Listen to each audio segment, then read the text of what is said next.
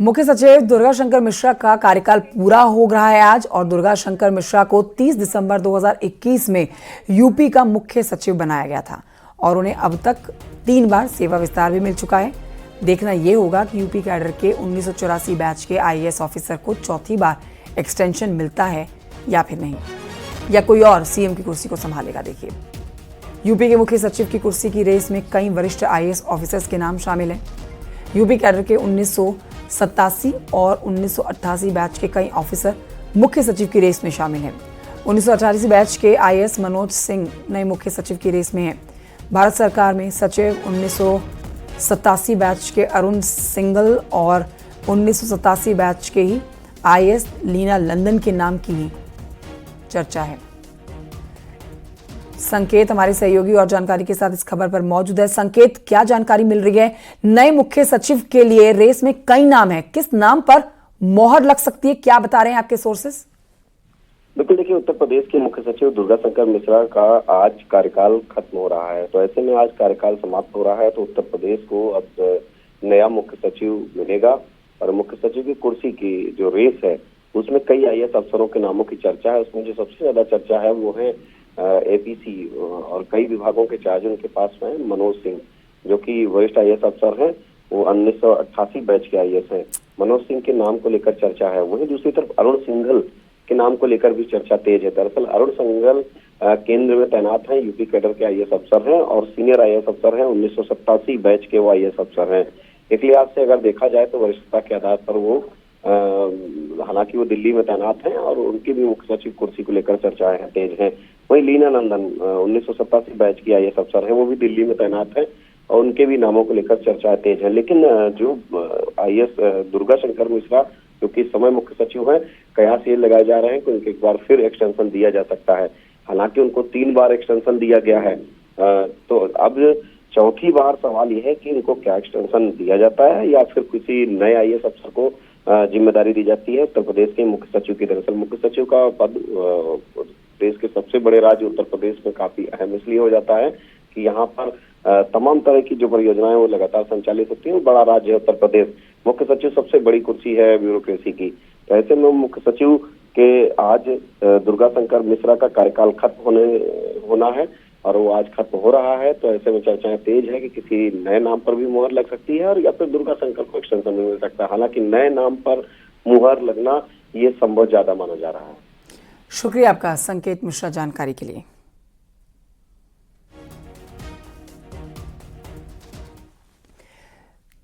और आइए अब आगे बढ़ते आपको बताते हैं, तीसरी बार बतौर पीएम कार्यभार संभालने के बाद मोदी आज पहली बार मन की बात कार्यक्रम को संबोधित करने जा रहे हैं। ये मन की बात कार्यक्रम का 111वां एपिसोड होगा। इस दौरान प्रधानमंत्री नरेंद्र मोदी नई ऊर्जा के एजेंडे पर चर्चा कर सकते हैं। साथ ही पीएम मोदी झारखंड के गोड्डा जिले के ओडियाहाट विधानसभा अंतर्गत डांडे गांव में सैकड़ों कृषक महिलाओं से संवाद भी करेंगे। ये महिलाएं इसी गांव की प्रेरणा मिश्रा के नेतृत्व में देश की पारंपरिक खाद्य प्रसंस्करण शैली जानता, ढेकी, ओखली आदि से चावल, दाल, सत्तू या खाद्य पदार्थ तैयार कर अमेज़न जैसी ऑनलाइन मार्केटिंग कंपनी के माध्यम से देश के कई हिस्सों में लोगों तक पहुंचाने का काम करती हैं।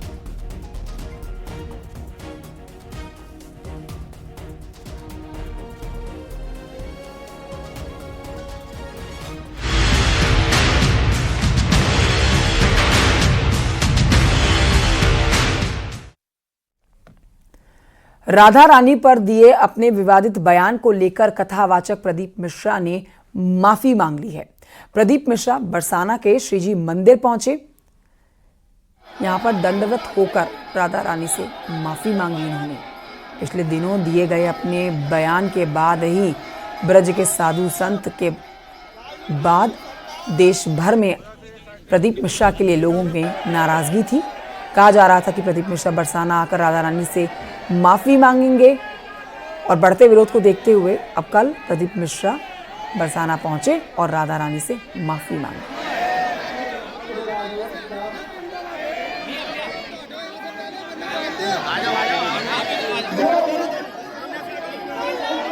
मेरी वाणी से, मेरे शब्दों से जो भी चोट लगी हो उसके लिए मैं क्षमा चाहता हूँ। मेरी महारानी जी से, मेरी राधा रानी जी से, किशोरी जी से, लालडू जी से क्षमा चाहता हूँ।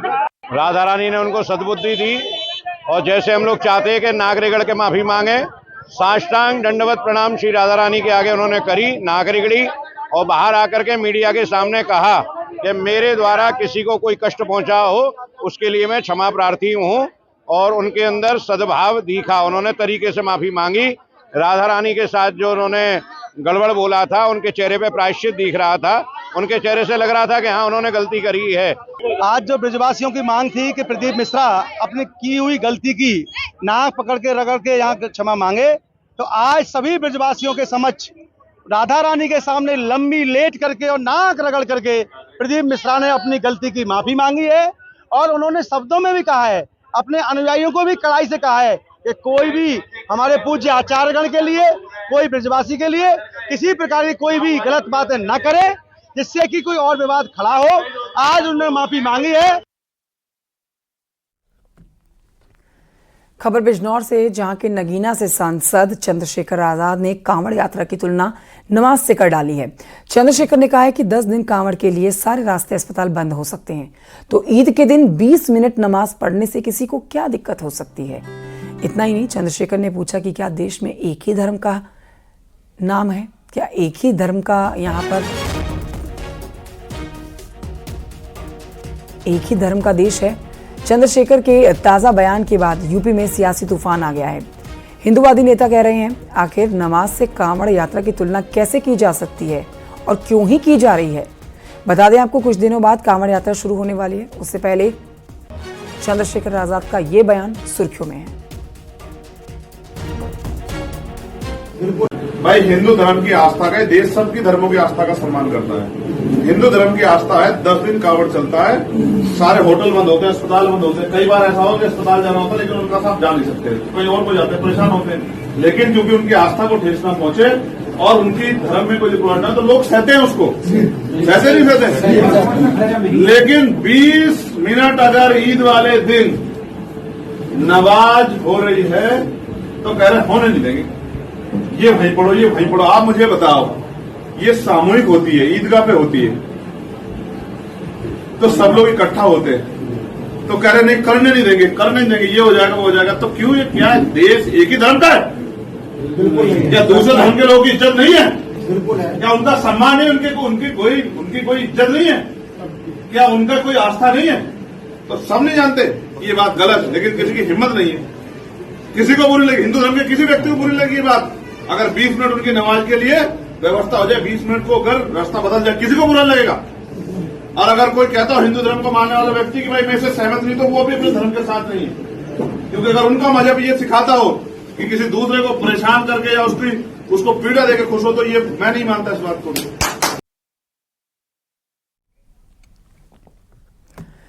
भले ही यूपी में लोकसभा चुनाव में पीडीएम उम्मीदवारों की जमानत नहीं बची हो, लेकिन अब ओवैसी का मोर्चा विधानसभा उपचुनाव भी लड़ेगा। पीडीएम विधानसभा उपचुनाव में 10 सीटों पर प्रत्याशी उतारने की तैयारी कर रहा है। प्रयागराज में कल हुई पीडीएम की बैठक में यह फैसला लिया गया है। इस बैठक में अपना दल कमेरावादी की नेता और विधायक पल्लवी पटेल और एआईएमआईएम के प्रदेश अध्यक्ष शौकत अली के साथ कई दूसरी पार्टियों के नेता इस बैठक में शामिल हुए। इस बैठक में मोर्चे को 2027 के विधानसभा चुनाव तक जारी रखने का भी फैसला लिया गया है। बता दें आपको, यूपी में लोकसभा चुनाव में पीडीएम मोर्चा 28 सीटों पर चुनाव लड़ा था।